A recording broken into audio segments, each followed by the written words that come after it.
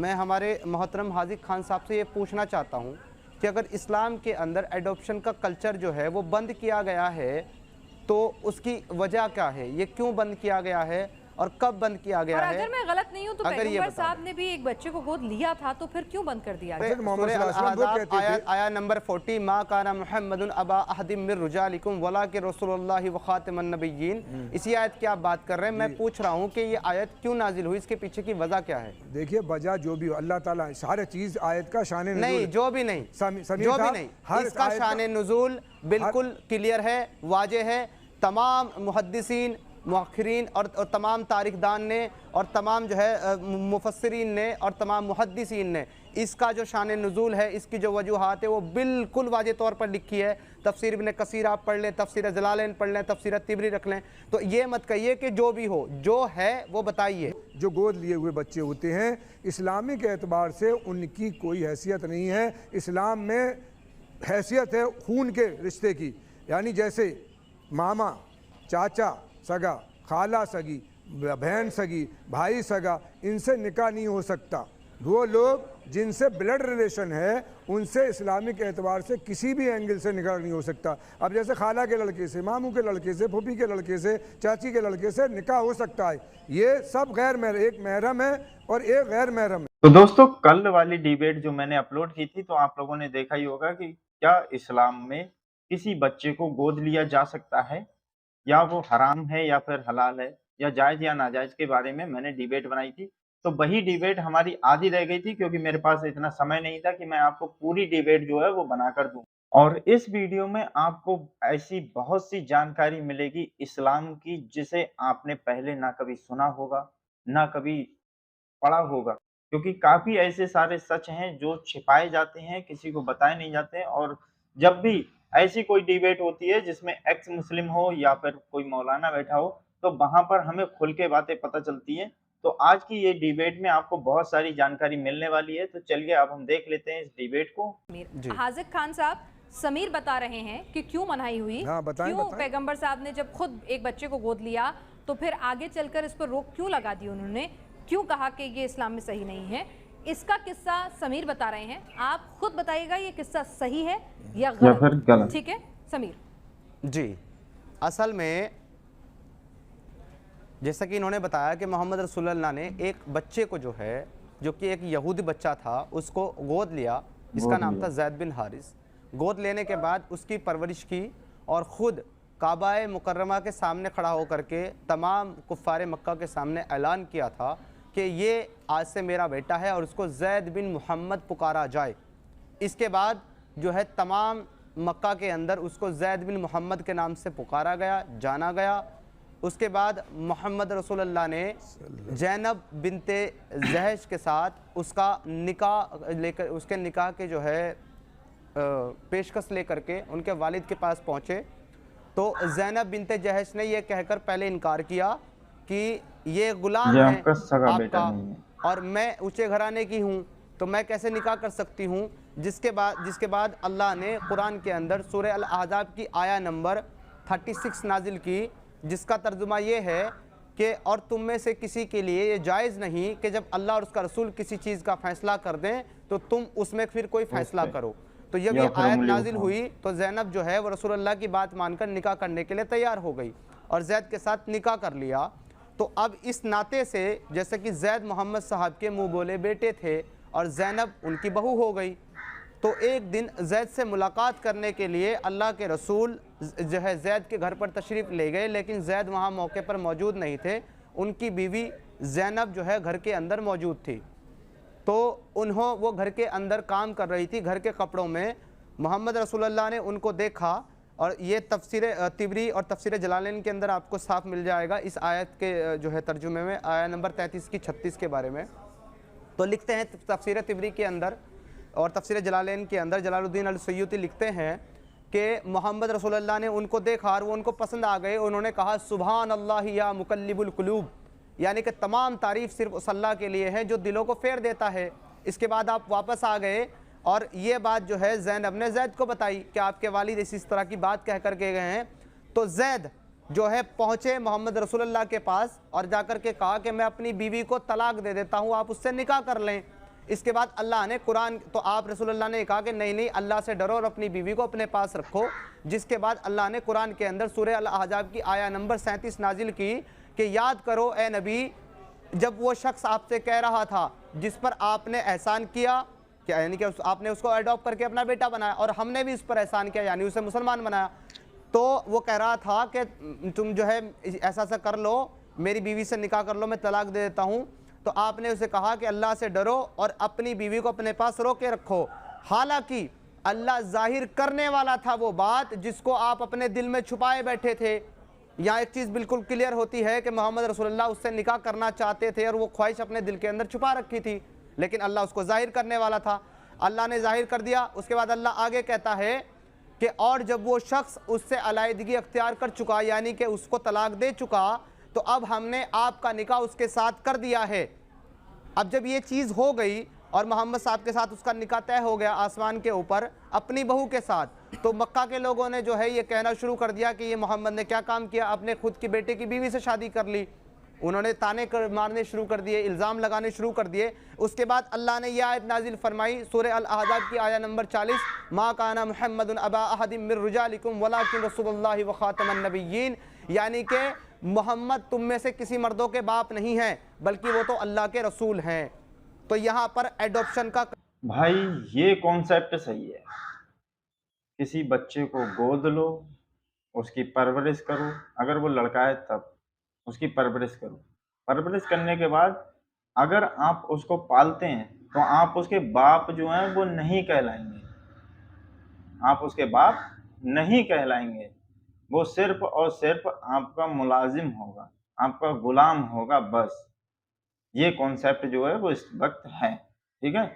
फिर उसके बाद में अगर आप उसकी शादी किसी भी लड़की से कर देते हैं और उस लड़की को अगर आप पसंद आ गए या फिर आपने उस लड़की को पसंद कर लिया, तब बाद में आप उससे निकाह भी कर सकते हैं।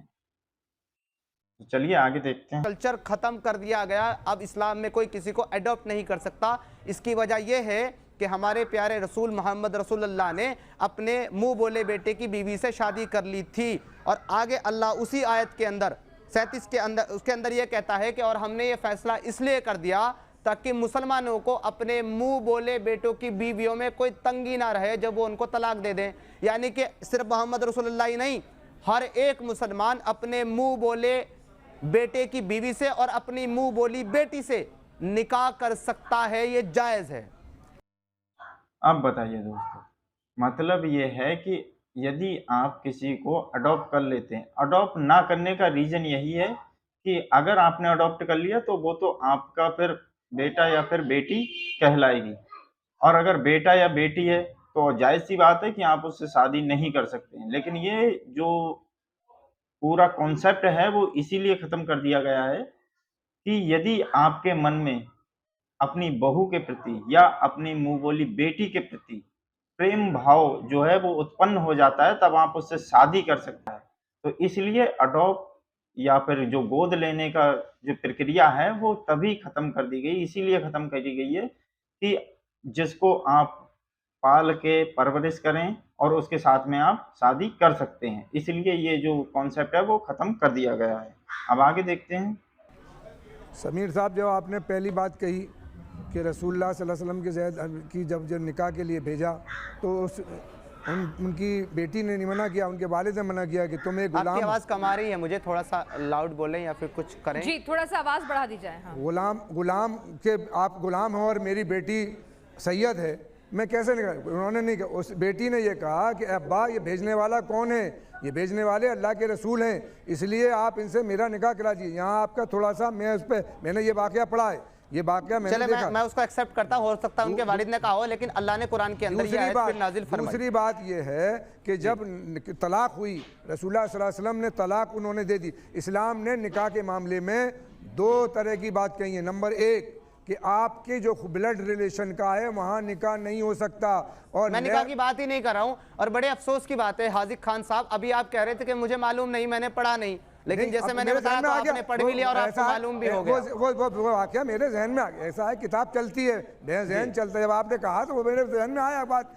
तो दूसरी बात ये कि जब जैद ने उन्हें तलाक दे दी तब रसूलुल्लाह सल्लल्लाहु अलैहि वसल्लम को अल्लाह ने इतला दी कि आए मोहम्मद सल्लल्लाहु अलैहि वसल्लम, कायनात का वजूद मेरे महबूब की वजह से था, ये ज़मीन आसमान ये सूरज ये चाँद सिर्फ आपके तुफैल में बने हैं, और आपने 25 साल की उम्र में 40 साल की बेवा औरत से हज़रत खदीजुल कुबरा रज़ियल्लाहु अन्हा से निकाह किया। एक सिंगल हदीस अगर आप मुझे पेश कर दें या रिवायत इस बात की कि जब आप रसूलुल्लाह ने 25 साल की उम्र में हज़रत खदीजा से शादी की तो उनकी उम्र 40 साल थी, तो मैं इस बात को एक्सेप्ट कर लूंगा। ये फिर भी 50 जगह बुखारी में, तिरमिज़ी में, मुस्लिम में आप बात कर लेंगे क्योंकि टॉपिक आज पे रहते हैं, क्योंकि उस टॉपिक के बारे में हम भी अपने मामला बहुत सेंसिटिव है और पैगंबर साहब से जुड़ा हुआ है। तो कुल मिलाकर के आप ये एक्सेप्ट करते हैं कि इस वजह से एडॉप्शन का कल्चर खत्म हुआ। एडॉप्शन का कल्चर क्या इसी वजह से खत्म हुआ? हाजी खान साहब ये सही कह रहे हैं, समीर जी जो किस्सा सुना रहे हैं। इस्लाम में इसलिए ख़त्म कर दिया कि जो भी ब्लड रिलेशन के अलावा हैं वो सारे नामहरम हैं,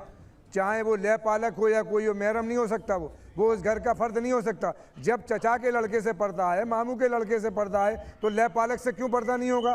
इसलिए हाजी खान साहब इस हिसाब से तो अगर कोई मुस्लिम एक जो है छोटी सी बच्ची को अगर गोद ले और उसको पाले पोसे तो वो भी उसके लिए गैर महरम है। हाँ बिल्कुल गैर महरम होगी, बिल्कुल। तो वो उससे भी निकाह कर सकता है या नहीं? बात निकाह करना नहीं, वो गैर महरम से निकाह जायज़ है, आपने बताया है।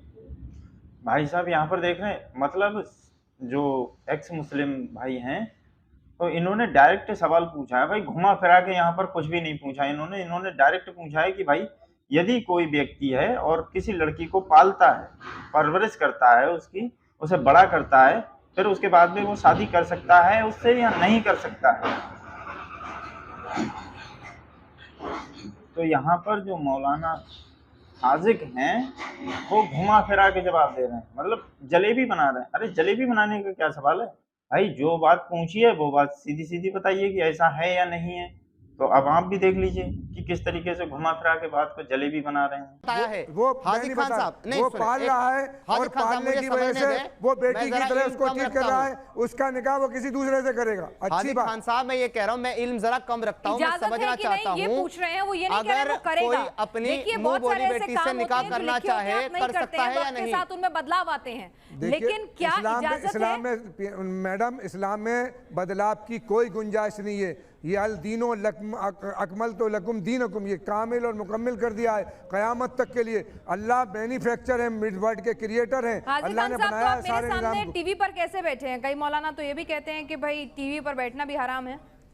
हाँ, तस्वीर खींचना हराम है। तो आपकी तस्वीर खींच रही है अभी पूरी दुनिया में जा रही है। ये जरूरत है इस बात की, इसलिए उलमा ने इसको जरूरत है ना। तो आप तो कहते हैं इस्लाम में तो कोई बदलाव की गुंजाइश नहीं है। नहीं, इस्लाम में गुंजाइश आज फोटोग्राफी है, आज बैतुल्लाह का भी दिखाया जा रहा है, तवाफ भी दिखाया जा रहा है। मैं तो पूछ रही हूँ ना, मतलब मक्का मदीना से भी लाइव टेलीकास्ट दिखाया जा रहा है, इसलिए उलमा ने कहा है कि जरूरत के एतबार से आप फोटो खिंचवा सकते हो। आपने अभी मेरी बात को एकदम आपने पकड़ा और आपने कहा नहीं इस्लाम बिल्कुल परफेक्ट रिलीजन, इसमें कोई बदलाव की गुंजाइश नहीं है। बदलाव तो हो गया, बदलाव नहीं है, बदलाव गलत। ये क्या हुआ? ये इजाजत मिल गई ना। ऐसा उलमाए कराम जब दीन में कोई नई चीज आएगी, उलमाए कराम कुरान और हदीस के बीच में तय करेंगे कि वो गलत है कि सही है, वो उस वक्त के दीन होगा क़यामत तक के एतबार से। तो क्या आपको लगता है कि इस पर तय करने की जरूरत है कि गोद लेना अलाउड है कि नहीं? किस पर तय करने की जरूरत है? जब कुरान ने ऐलान कर दिया, मना कर दिया, तो अब कैसे अलाउड हो जाए? कुछ आलिम की मजाज पूछ रही हूँ, देखिए मेरे को जानकारी नहीं है, मैं पूछ रही हूँ आप कैसे इजाजत हो जाएगी? सुनिए ना, जैसे आपको इजाजत मिल गई टीवी पे बैठने की, ऐसे अलाउड हो जाएगी? टीवी पे बैठना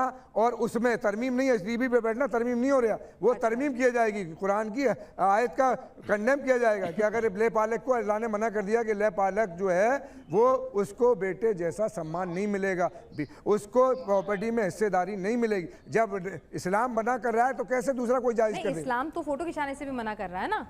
अच्छा हाजी खान साहब, आपको नहीं लगता तो उसकी इजाजत मिल गई तो क्या इसकी भी मिल जाएगी आने वाले वक्त में? मैं ये पूछ रही हूँ, उस पर कंसीडरेशन हो सकता है या नहीं हो सकता है? इसमें नहीं मिलेगी। ठीक है, नहीं हो सकता। हाजी खान साहब से मेरा एक सवाल है मैम, अगर आप अलाउ करें छोटा सा। जी, मैं हाजी खान साहब से ये पूछना चाहता हूँ मोहतरम से, आपको नहीं लगता जनाब कि अगर एक यतीम बच्चा है, बेसहारा है, उसको सहारे की ज़रूरत है, और एक उसको जो है अडॉप्ट करने के लिए कैपेबल है एक मुसलमान, और वो उसको अडॉप्ट करके अगर वो अपने घर ले आए, उसको एक अच्छी ज़िंदगी मिले, एक अच्छी परवरिश मिले, अच्छी तालीम मिले, तो क्या आपको नहीं लगता कि ये इंसानियत के हक में एक अच्छा काम है जिसको इस्लाम अलाउ नहीं करता? मैंने तो बताया कि 44 साल आपने यही किया, लोगों के साथ मदद की, यतीमों की, मिस्किनों की करी। अच्छा चलिए, अगर एक बच्चे को गोद लिया, समझ ही नहीं रहे।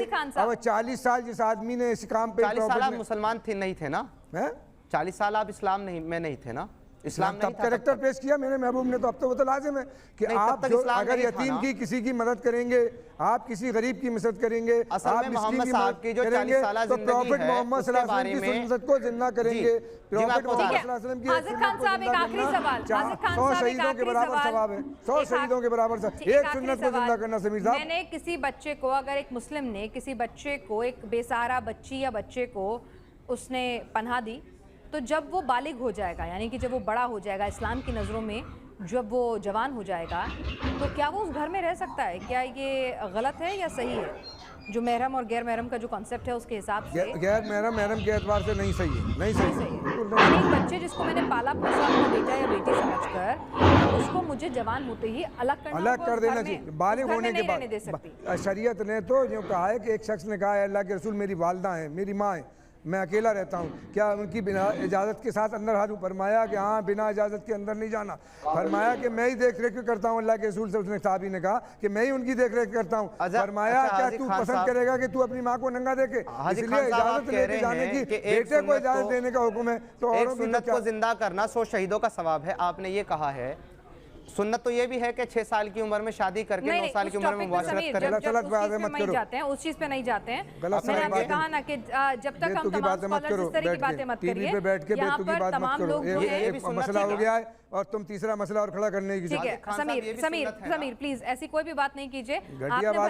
आपने भले इस्लाम छोड़ दिया हो, लेकिन हजारों करोड़ दुनिया भर के ऐसे करोड़ों जैसे करोड़ों इस्लाम की कोई नहीं बिगड़ेगा। मानते हैं, इस्लाम में पूरा विश्वास रखते हैं, तो इसलिए हम नहीं चाहते हैं कि यहाँ पर कोई भी ऐसी बात या कोई भी ऐसा शब्द जाए, भले ही वो आपका निजी विचार क्यों ना हो, कि जिससे कहीं भी किसी की भावनाओं को ठेस पहुंचे। तो कैसी लगी हमारी ये डिबेट आपको? आप हमें कमेंट में जरूर बताएं, और मुझे अगली वीडियो किस टॉपिक पर बनानी चाहिए, किस डिबेट पर बनानी चाहिए, वो भी कमेंट में मुझे राय दें, ताकि मैं भी आप लोगों के लिए इसी तरीके की वीडियो जो है वो ला सकूं।